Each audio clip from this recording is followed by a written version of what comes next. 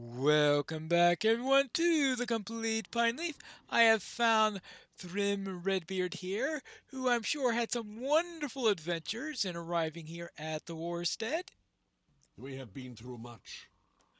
Pineleaf, what adventures have brought you to join this assemblage? I have here but one arrowhead, but it is composed of the fiercest warriors in all of Rohan. I stake my honor upon it. We have been through much to come to this company. We received a call to the wapentake on the night of March 11th, and I began to gather what men I could, 2 arrowheads of Wildermore's most skilled riders. At dawn I led these men east of the wold, but I did not know that danger was so near. Under cover of the darkness, orcs and easterlings had crossed the river at the Undeeps. They overwhelmed the watchers of Stangard and crossed into the wold. The enemy assailed Harwick, but Alder Harding had already gone to the wapentake. His son Leodwig remained in the city, and saw that all would soon be lost. That is when my arrows charged right into the flank of the enemy. Our fortunes did not hold, and we were soon routed. The city was now afire. Leorig rode forth and fought valiantly, but he was grievously wounded. We withdrew to a defensible position on the hilltop. Was to be the location of our last stand.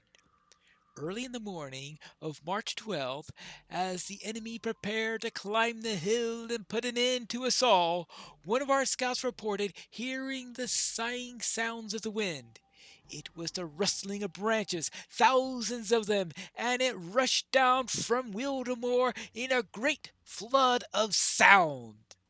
Well, it's a good thing that those Enstei aroused did something. Behind this great sound came the trees, dozens of trees in every variety, and among them strode great shepherds. At first I thought these were devils of Nearsum's kind, but it was not so.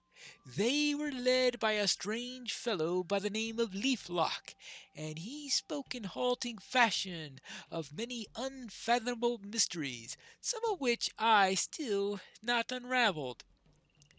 There will be time for determining the meaning behind his words later, if we survive the war ahead. He did not consider himself or his people warriors, but I can tell you they became terror on the battlefield. The enemy will not come back to the wold.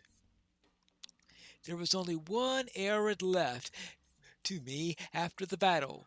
We rode with haste to the Entwade and changed horses. We passed Aldburg at dusk, but did not stop. Upon reaching Beacon's Watch, we had to stop and rest, and learned there that they had encamped in the Ferian Wood the night before. At dawn on the 13th, with our horses refreshed, we crossed the Mirring Stream and rode hard through the Beacon Hills. We were so close, we but not yet close enough. We were beset by orcs and virags near the Amandine. We broke through the line of virags, but they did not pursue us. I think now I know the reason.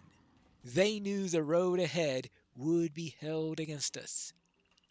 In the darkness of night, we came to the western flank of the encampment in the Druidan, and were nearly turned into pincushions by Grimbold's sentries.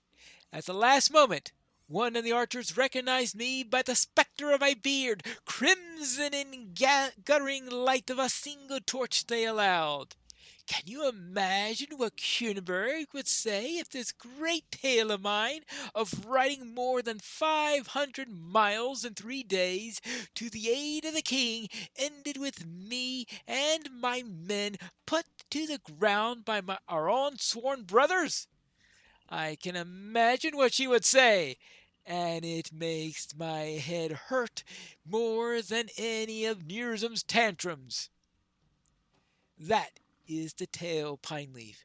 We have ridden hard, and through battle we stand with Theoden King, onward to triumph and glory.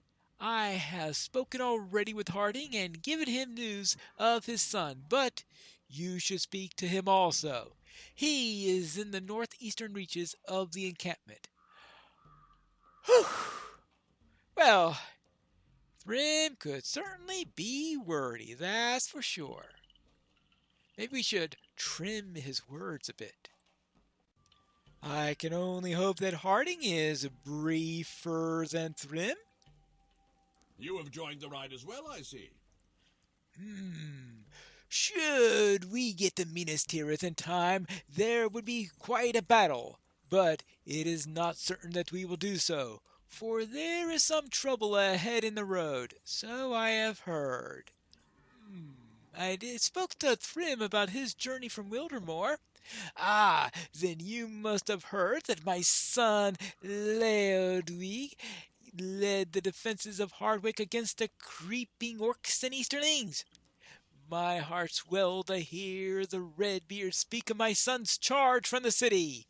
He will bear his wounds proudly, and if my own road is to end in battle to come, I will know that the wold will be in capable hands.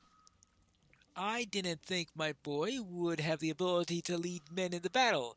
Indeed, I sent him to investigate Wildermore in part because I thought he could not handle the dangers pressing from the east. But I am pleased to have been wrong. Sons have a way of growing up and becoming men, I suppose. Speak with Ingbert of Entwash Vale if you doubt me. He told me that his own son, Horn, has experienced a similar transformation. Ingbert's tents are to the west of here. What? Horn is all ready and prepared for war? Well, this I've got to see. Ah! I have found Ingbert of the Entwash Vale. My son Horn has come to his senses at last. There is a familiar face, though it was long ago and many miles from here when last I saw it. Ah, Pineleaf the Warden. I'm delighted to tell you that my son Horn has come to his senses at last. He has had a welcome change of heart and has ridden with the company, as he should. And most welcome of all, he has left his wild woman behind. I take it then that he doesn't like Nona all that much. Oh, well, there is that. War is calling. Finally, my son will prove he is a man of Rohan. Nay, it's true. My son has finally shown some sense, and he's chosen to leave the foolish loves of his youth behind him. He will do his duty as I his father command, and as the king requires. War's calling, and finally my son will prove that he is a man of Rohan, and worthy of my bloodline. Would that he had realized it sooner. I might have spared much frustration. You don't believe the Horde has so chosen? Ask him yourself, and you will see. So you're saying Horn is around here somewhere, then? Ah, oh, hold on. Ah, there he is. Hello there, Horn. This accursed darkness has cast a pall upon my heart, Pineleaf, but it is brightened somewhat to see you again. Much has happened since we have parted. Is Corridon with you? Call him over, and I will tell you my tale, for he should hear of it as well. No, I was separated from Corridon just before Helm's Deep. And I haven't seen him since then. I am sure that he is fine, wherever he's gone. I don't believe he would fall prey to Saruman's evil so easily, or so quietly. That there is no trace of him should lighten our worry, not increase it. It seems that It seems to my ear that Horn is trying to convince himself more than anyone else, but I do not press that issue. Nona and I did not find the Falcon Clan raiding party, Pineleaf. Indeed, I think now that she did not really intend to search for Lou Brennan at all. Her plan was in service of a ruse. I blame her not for that now, but I confess that when the shape of her mind became clear, I did speak harshly. Well, fortunately, someone already took care of Lou Brennan. She wanted to get me alone to tell me to abandon Rohan. She wanted us to find a place where we might live free from the demands of kings and wizards. If the forces of evil triumph, let us face them together, not for kingdom or for bloodlines, but for ourselves, she said. But I would not listen. I was angry to be made to choose in this fashion. I told her that I did not always know what it meant to be a man of Rohan, but our adventures together taught me much on this matter, and I went to serve my king as I should. There were more words, and they were hurtful. I made to leave, and Nona told me what that if I rode to war with Theoden, I would die before the walls of the White City. How can you know this? I asked her. But before she answered, I knew it. Hildegard the soothsayer spoke to Nona of my death. Nona believed it, though I do not. That was not her final attack, Pineleaf, and this last strike was the most deadly, though it also proved decisive in the matter. Nona said that she was with child. Hildegard had told her this, but Nona did not need the words of a soothsayer to believe it. I I believed it too. Horn sighs heavily.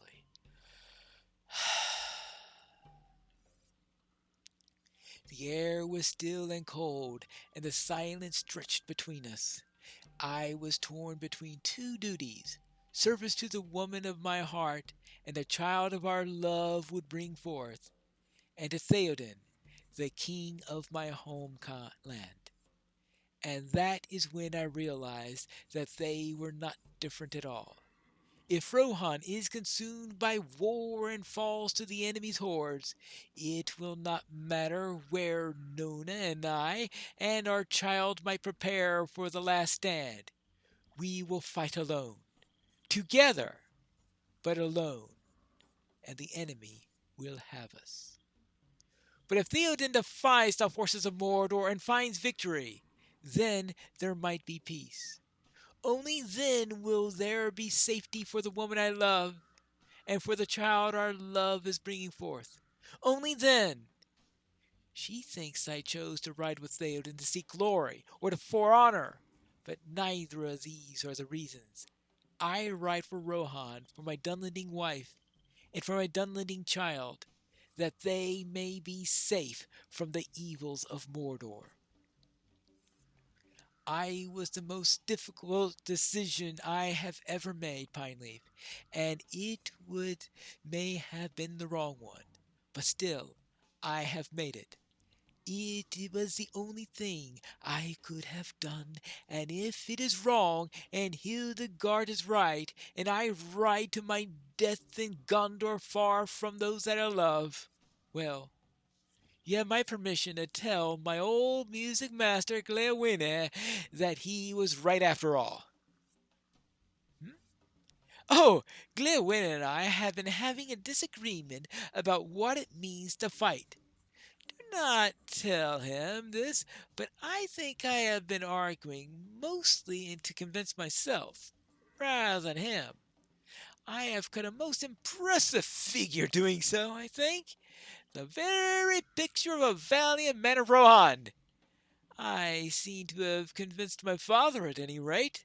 Finally a winner, if you would like to hear his side of the argument.